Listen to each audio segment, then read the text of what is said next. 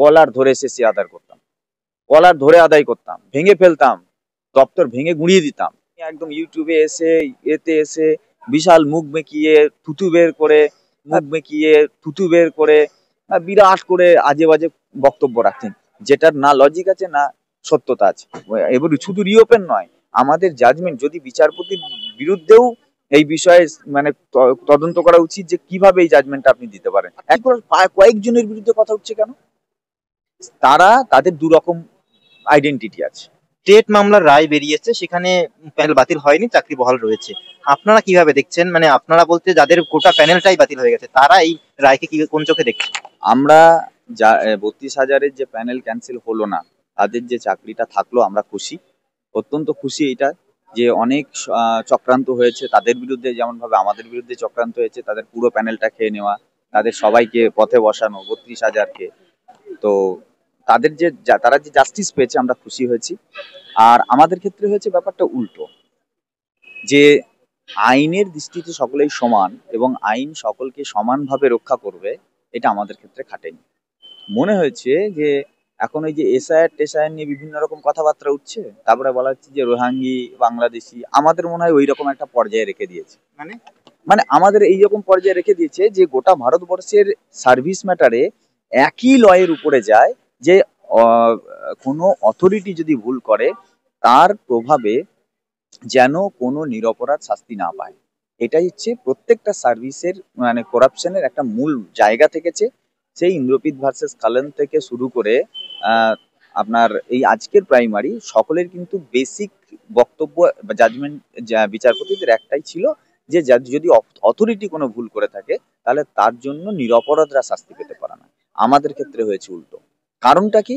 আমাদেরকে পুরোপুরিভাবে লোকসভা ভোটের আগে রাজনৈতিকভাবে বলি দেওয়া হয়েছে এবং আমাদের ক্ষেত্রে একটা বেআইনি অসাংবিধানিক বিচার দেওয়া হয়েছে। এবং এই বিষয়ে এই নিয়ে আমরা বারবার প্রশ্ন তুলেছি, আপনার এখানেও প্রশ্ন তুলেছি, যেখানে নির্ভরযোগ্য একটা তদন্ত কমিটি রিপোর্ট ছিল, যে তদন্ত কমিটি রিপোর্টের বলে, সিবিআই এর রিপোর্টে বলে বড় বড় নেতা মন্ত্রী জেল খেটে মরে যাচ্ছে, সেখানে তারা বলেছেন যে আমরা প্রত্যেকটা স্তরে এটা নিয়ে এক্সপেরিমেন্ট করেছি, এটা নিয়ে তদন্ত করেছি এবং আমরা পেয়েছি কারা কারা কোথায় কিভাবে করাপশন করেছে সেটা তারা পুরো রিপোর্ট দিয়ে দিয়েছে। তারপরেও এই জাজমেন্ট আমাদের ক্ষেত্রে যা লাগু করা হয়েছে তা আসলে পরিকল্পিত এবং রাজনৈতিকভাবে চক্রান্ত করেই এই জাজমেন্ট হয়েছে। আমরা বলছি, প্রত্যেকটা ক্ষেত্রেই বলছি, এটা বলেছি, আগেও বলেছি, এখনো বলছি এবং অদূর ভবিষ্যতেও বলবো, যতদিন না আমাকে জাজমেন্ট দেওয়া হয়, যতদিন না আমি বিচার পাই, ন্যায় বিচার। এখনো কি ন্যায় বিচারের আশা করছেন? ন্যায় বিচারের আশা সারা জীবনই করব, অবস্থার পরিবর্তন করবে। আমরা চাইছি যে আমাদের তো অলরেডি একটা কিউরেটিভ ফাইল হয়েছে, বিভিন্নভাবে কিউরেটিভ ফাইল করা হয়েছে, যে সুপ্রিম কোর্ট একটা জাজমেন্ট দিয়েছে, আমাদের যে জাজমেন্ট দিয়েছে সেই জাজমেন্ট অত্যন্ত ভয়ঙ্কর, যেখানে প্রথমেই বলা হয়েছে যে একজন আমার সময়ের অভাবে আমি এই মামলার গভীরে পৌঁছাতে পারলাম না। বিচারকের যদি এতই সময়ের তারা থাকলো তাহলে এতজন মানুষকে বলিয়ে দিল কেন? তিনি সময় নিয়ে শুনতে পারতেন, না শুনে একটা মামলাকে এরকম একটা জাজমেন্ট দিয়ে একবারে 19,000 শিক্ষক শিক্ষিকা এবং শিক্ষাকর্মীদের জীবন ধ্বংস করে দেওয়ার অধিকার কোন কনস্টিটিউশন দিয়েছে, কোন আইন দিয়েছে? বেআইনি ভাবে এই জাজমেন্ট হয়েছে, বেআইনি ভাবে, সম্পূর্ণরূপে বেআইনি ভাবে। আমরা দাবি রাখছি প্রত্যেকটা ক্ষেত্রে এই কেস রিওপেন হওয়া উচিত এবং শুধু রিওপেন নয়, আমাদের জাজমেন্ট যদি বিচারপতির বিরুদ্ধেও এই বিষয়ে মানে তদন্ত করা উচিত যে কিভাবে এই জাজমেন্টটা আপনি দিতে পারেন। একদম সংবিধানের পাতা, আইনের পাতা খুলে এই বিচার এটার গবেষণা হওয়া। কোন বিচারপতির বিরুদ্ধে তদন্ত হওয়া উচিত যে সে কোনো কারণে এই রায় দিয়েছে? আচ্ছা আপনি বলুন তো, দুদিন আগে এক বিচারপতির বাড়ি থেকে টাকা পাওয়া গিয়েছিল, জানেন? তো সেই যে বিচারপতির বাড়ি থেকে টাকা পাওয়া গিয়েছিল তার কি হয়েছে? তার মানে কি আমি ধরে নেবো যে সমস্ত বিচারপতির বাড়ি থেকে এরকম খুললে টাকা পাওয়া যেতে পারে? তাহলে 2-5 একটা প্যানেলের মধ্যে সিবিআই তদন্ত করে বের করলো যে এরা হচ্ছে অপরাধী, তারপরেও তাহলে এই অপরাধী পাওয়ার পরেও আপনি কোন যুক্তিতে আমাকে শাস্তি দিতে পারেন? আর যদি বলছে যে পরীক্ষা পদ্ধতিটাই ভুল, আপনি দেখান তো পরীক্ষা পদ্ধতি নিয়ে একটা আর্গুমেন্ট হয়েছে, একটা হিয়ারিং হয়েছে সুপ্রিম কোর্টের ওই লাইভ স্ট্রিম নিয়ে, দেখুন। তাহলে কোন রকম আলোচনাই যেটা নিয়ে হলো না সেটার উপরে জাজমেন্ট দেওয়া হলো, আমাকে বলতেই দেওয়া হলো না। দেখুন, পরীক্ষা নিয়েছি নিয়োগ অথরিটি, পরীক্ষা দিয়েছি আমরা, তাহলে নিয়োগ অথরিটির কাছে এটা জানতে চাওয়া হয়েছিল পরীক্ষাটা ঠিক হয়েছে হয়নি এবং এই অ্যালিগেশন উঠেছে, কেন অ্যালিগেশন উঠেছে আমার কাছে জানতে চাওয়া হয়েছিল? আমি সিম্পল একজন ক্যান্ডিডেট হিসাবে একটা নোটিফিকেশন দেখি, অ্যাডমিট পাই, পরীক্ষা দিই এবং পরীক্ষা দেওয়ার পরে আমি চাকরি পাই। তাহলে ভিতরে তারা যদি তারপরেও কোনো গন্ডগোল থেকে থাকে, বলে কিনা তার টেন্ডার নিয়ে গন্ডগোল, আচ্ছা বলুন তো, এই যে নতুন পরীক্ষা আমাদের 25 আবার কন্ডাক্ট হয়েছে, তাকে টেন্ডার দিয়েছে? আমাকে জানিয়ে কি টেন্ডার দিয়েছে? আদালতকে জানিয়ে টেন্ডার দিয়েছে?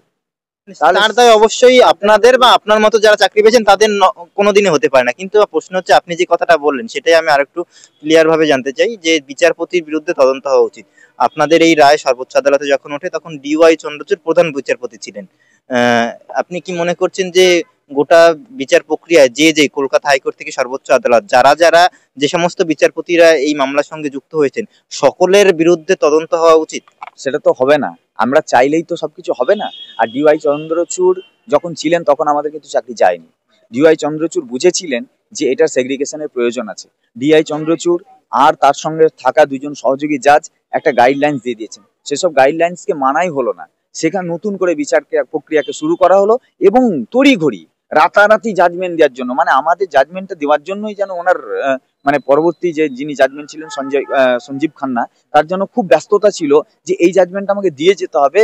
এবং বললাম তো, জাজমেন্টের প্রথম কপির প্রথম অংশতেই উনি লিখে দিচ্ছেন সময়ের অভাবে আমি গভীরে ঢুকতে পারলাম না। অথচ সময়ের অভাবে তুমি আমার কথা শুনতে পারবেন না? বললেন না না, আমার অত সময় দেখার সময় নেই, তুমি অপরাধীকে অপরাধী নয়, আমি তোমাকে খুন করতে চেয়েছি, বাস তোমার নামে মৃত্যু পরোয়ানা লিখে দিলাম। এটা তো কোনোদিন জাজমেন্ট হতে পারে না। তাহলে আমাদের আর একটা জিনিস লক্ষ্য করছি যে বিচারপতিদের শোনার টেন্ডেন্সি যেমন নেই, আমরা লাখ লাখ টাকা খরচা করে আদালতে আসি, কারণ কারণ শাসকরা শক্তিশালী, শাসকদের সঙ্গে আমরা পেরে উঠবো না।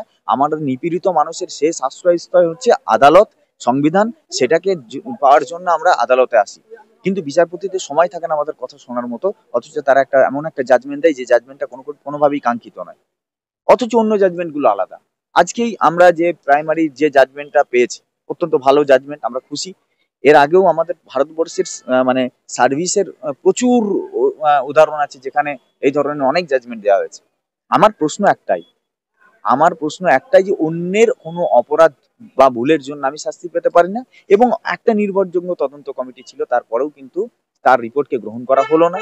হ্যাঁ, এবং আমার আরেকটি প্রশ্ন যেটা হচ্ছে, যেটা আমি বারবারই আমি বলতে চাই, যে আমাদের কেসটা রিওপেন করা দরকার, শোনা দরকার, কারণ আমাদের কেসটা শোনাই হয়নি, আমাদের বক্তব্য উঠেই আসেনি, শোনার প্রয়োজনই মনে করে। এই প্রশ্নটাই আজকে আদালতে উঠে এসছে, মানে এই ধরনের বিষয়গুলিও, যে যখন অভিজিৎ গাঙ্গুলি 32,000 মামলার রায় দিয়েছিলেন তখন সেই 32,000-দের কথাই শোনা হয়নি, সেটা একটা পক্ষপাত দুষ্ট রায় ছিল।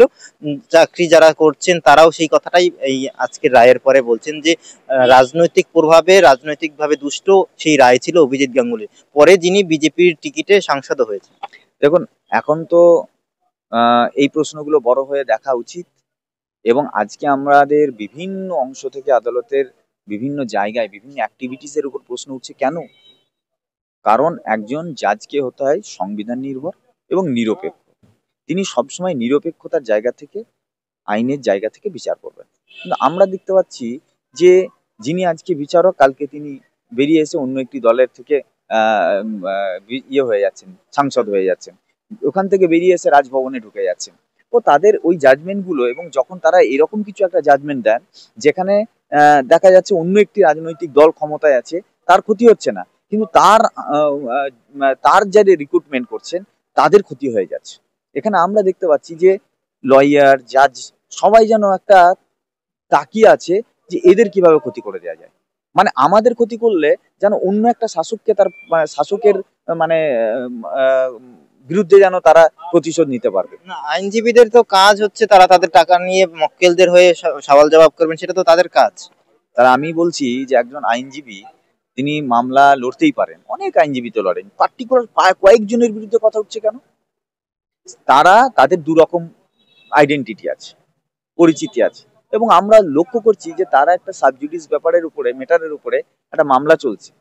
মামলা চলতে চলতে তিনি একদম ইউটিউবে এসে, এতে এসে বিশাল মুখ বেঁকিয়ে থুতু বের করে বিরাট করে আজে বাজে বক্তব্য রাখছেন, যেটার না লজিক আছে না সত্যতা আছে।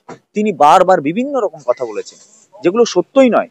তার মানে কি ইউটিউবে এসে তিনি মার্কেটিং করছেন, তিনি তার পলিটিক্যাল পার্টির মার্কেটিং করছেন এবং আমাদের দিকে আঙুল তুলছেন। আমাদের দিকে আঙুল তোলার অধিকার তার কোন বাপ কাকে দিয়েছে? মানহানির মামলা করুন তার বিরুদ্ধে, কার মানহানির, কথা বলছেন? শুনুন, মানহানির মামলা করার প্রয়োজনও মনে করি না ওদের বিরুদ্ধে। ওদের মুখোশ আমরা খুলে দিতে পেরেছি, আপনারা দেখবেন ওদের মুখোশ খুলে গিয়েছে। ওদের রাজনীতিটা কোর্টে বসে হয়। হ্যাঁ, তো কোর্টে বসে তার বিপ্লব হয় না। তাহলে লেনিনকে অত রাস্তায় নেমে লেনিন এত বড় রুশ বিপ্লবের আয়োজন করতো না। ঠিক আছে, তাহলে ওই ওই রকম কোন একটা কোর্ট বানিয়ে সেখান থেকে বিপ্লব করার চেষ্টা করতো।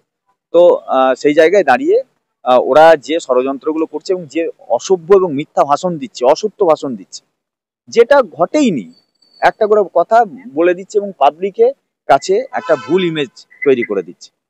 আমরা একটা দেখলাম যে একজন বর্ষিয়ান আইনজীবী বলে পরিচিত, তিনি ডাইরেক্টলি বলছেন ষোলোর চাকরি করা সবাই অযোগ্য। মুষ্টিমেয় কয়েকটা নেতার বাড়ি থেকে কঙ্কাল খুঁজে পেলে, কয়েকটা নেতার বাড়ি থেকে যদি কঙ্কাল খুঁজে পাওয়া যায়, হ্যাঁ মাটির নিচে, বাড়ির মাটির নিচে যদি কঙ্কাল খুঁজে পাওয়া যায়, তাহলে কি এটা ধরে নেব যে সংশ্লিষ্ট দলের সমস্ত নেতার বাড়ি খুললে এরকম কঙ্কাল পাওয়া যাবে? ধরে নেব কি? কেন কথা বলছেন? নাম না নিতে ভয় ভাব, পাচ্ছেন? না না, নাম নেবই কেন? আমি তো বললাম ওদের নাম নেওয়ারও প্রয়োজন মনে করি না। ওদের নাম নেওয়ারও প্রয়োজন মনে করি না। আমি তো আর রাজনৈতিক লোক নয়, আমি তো রাজনীতির জন্য এটা করছি না। আমার চাকরি যাওয়ার ক্ষেত্রে আমরা বারবার বলেছি সরকারের দুর্নীতি এবং আমরা অবিচার যেমন পেয়েছি, তেমন সোসাইটিতে ইমেজ খারাপ করার জন্য মিথ্যা ভাষণ এরা দিচ্ছে, এদের রাজনীতির প্রয়োজন। আমরা তো বারবার বলছি এরা মিথ্যা ভাষণ দিচ্ছে যেগুলো সত্যই নয়। আমাদের সামনাসামনি বলতে পারে না কেন? আমরা যখন মিডিয়াতে যাই তখন, যখন আমরা টক শোতে বসি তখন বলতে পারে না কেন আমাদের সামনে? বলে না। তার কারণ হচ্ছে যখন একপাক্ষিক থাকে তখন একপাক্ষিক ওরা আজে বাজে বলে দেয়। ওই যে বলে যে এই যে যোগ্যদের লিস্ট দেয়নি কেন? কোথায় বলেছে? কবে বলেছে? সুপ্রিম কোর্টে কোথায় বলেছে যে যোগ্যদের লিস্ট আপনারা দিন, তাহলে পরে আমরা চাকরিটা এখানে এদের ফিরিয়ে দেবো? কলার ধরে এসে আদায় করতাম, কলার ধরে আদায় করতাম, ভেঙে ফেলতাম, দপ্তর ভেঙে গুঁড়িয়ে দিতাম।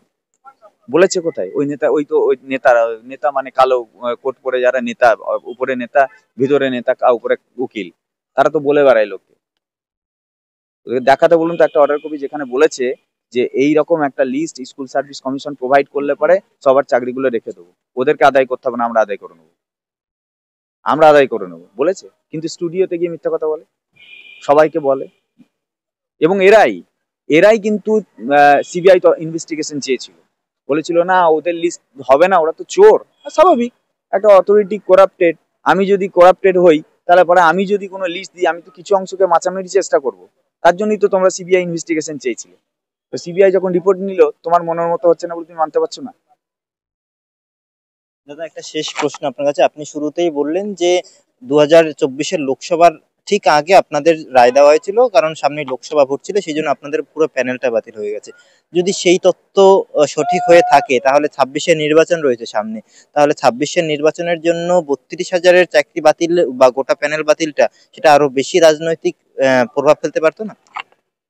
যেদিন ওয়াকাবের বিল পাস হয়েছিল, ঠিক সেদিনকে রাত্রে আমার সুপ্রিম কোর্টের ওয়েবসাইটে আমাদের জাজমেন্ট ডিক্লেয়ার হয়েছিল। আর আজকে রাজ্য সরকারের ওয়াকাবের যে জাজমেন্ট, সেই জাজমেন্টটা মেনে নিয়েছে, মেনে নিয়েছে একটা। দ্বিতীয় হচ্ছে জাজ, কোন জাজ বিচার করছেন তার নিরপেক্ষতা কতটা আছে, সেই অনুযায়ী বিচার হয়। জাজের নিরপেক্ষতার জায়গা, জাজ কতটা কনস্টিটিউশনাল ব্যাপারটাকে ভাবছেন, সেনসিটিভ জায়গা থেকে ভাবছেন, মানুষের কথা ভাবছেন। কোনো নেতার কথা ভেবে যদি জাজমেন্ট হয়ে যায়, কোনো রাজনীতির কথা যদি ভেবে জাজমেন্ট হয়ে যায়, তাহলে জাজমেন্ট বায়াসড হবে, খুব স্বাভাবিক। আর যদি একজন জাজ চেয়ারে বসে থাকেন তার নিরপেক্ষতার জায়গায়, তার সাংবিধানিক জায়গা থেকে, তার আইনের জায়গা থেকে সাধারণ মানুষের দুঃখ কষ্ট সমস্যার কথাটা বোঝেন, শাসকের রাজায় রাজায় যুদ্ধ আর উলু খাগড়ার কথা যদি ভেবে মানে বিচার হয়, তাহলে বিচার ভালো হবে। আজকে প্রাইমারি তার প্রমাণ, জাজ বুঝেছেন এতগুলো ছেলের পরিবার, এতগুলো ছেলের লোন, এতগুলো ছেলের জীবনযাত্রা নষ্ট হয়ে যাবে যদি এরকম একটা জাজমেন্ট হয়ে যায়। বুঝেছেন, জাজমেন্ট দিয়েছেন। আর যদি ভুল সরকার করে থাকে, তাহলে সরকারকে ধরো। যদি ভুল অন্য কেউ অথরিটি করে থাকে, অথরিটিকে জেলে ঢোকাও। আমাকে কেন তুমি চাকরি খাবে? আমার চাকরি তুমি 7 বছর, 8 বছর, 10 বছর পরে খেয়ে নেবে? আমার বক্তব্যটা হচ্ছে এই জায়গায়। আমরা বলবো যতদিন না আমি ন্যায় বিচার পাই, আমাদের আমাদের ন্যায় বিচার দিতে হবে না, আমরা বুঝে গেছি ন্যায় বিচার খুব দুর্লভ, সেটা খুব মাঝে মধ্যে পাওয়া যায়। হ্যাঁ, তাহলে আমার বক্তব্যটা শোনা হোক, রিওপেন হোক কেস, কেস রিওপেন করে আমার বক্তব্যটা শোনা হোক। যদি মনে হয় এই বক্তব্য বা এই তথ্য, এই যুক্তি অসত্য, এইগুলো ভুল, যা যা হবে তাই, আমরা মেনে নেবো সবকিছু। আমরা মনে করছি আমাদের আত্মপক্ষ সমর্থনের এবং আমাদের বক্তব্য শোনার সুযোগ দেওয়া হয়নি। এবং বলছেন যে এই তো একবার করে চিঠি দেওয়া হয়েছিল, একটা করে চিঠি দেবেন কেন আমাকে? আমি তো ছিলামই না, আমাকে পাঠিয়ে হতে বলুন আপনি, সেটাও তো বলেননি। একটা চিঠি দিয়ে দিয়েছে, আমরা সই করে দিয়েছি। হ্যাঁ, একটা কলকাতা হাইকোর্টের একটা মামলা চলছে, আমি জানি, আমি তো জানবই, কিন্তু আমি তো এর মধ্যে নয়, তাহলে আমি জেনে কি করব? আমি তো জানছি, জানি একটা মামলা চলছে, আমি এমনিও জানি, আমি সই করে দিলাম। তোমার যে ইন্টেনশন ছিল যে সই করে দিলে দেওয়ার জন্য আমি সবটাকে ক্যান্সেল করে দেবো, এটা তো আমার জানা ছিল না। তাহলে আমি আসতাম। তুমি প্রত্যেকটা টিচারকে মানে বলো না এসে হাইকোর্টে এফিডেভিট দিয়ে যেতে, আমি দিয়ে দেবো, যখন ইচ্ছা দিয়ে দেবো। বলুক না আমার আমার যতজন টিচার মানে নিরপরাধ আনটেন্টেড টিচার, তারা কি কত রকমের এভিডেভিট দেবে, দিক না, এবং লিখুক না এভিডেভিটে যে যদি এইরকম এদের বিরুদ্ধে কোনো করাপশন ধরা পড়ে, আমি ফাঁসির শাস্তি শোনাবো। আমি চ্যালেঞ্জ দিচ্ছি, আমার প্রত্যেকটা আনটেন্টেড টিচারদের কাছে সই করিয়ে আমি জমা দিয়ে দেবো কোর্টে। সেটা মানে একদম, হ্যাঁ, ফাঁসির শাস্তি দিচ্ছি, চাইছি তো, যে যদি কেউ কোনো করাপশনের সঙ্গে যুক্ত থাকে, হ্যাঁ, এই তদন্তের পরে, তাহলে ফাঁসির শাস্তি দিয়ে দেবো। আমরা এভিডেভিট দিচ্ছি এটাতে, আমরা এভিডেভিট দিচ্ছি, আমার যত সাথী আছে, সঙ্গীরা আছে, যারা প্রত্যেকে এভিডেভিট দেবে এটার উপরে। এটাও আমরা চ্যালেঞ্জ করলাম, এটা সবার কাছে চ্যালেঞ্জ থাকলো আমার।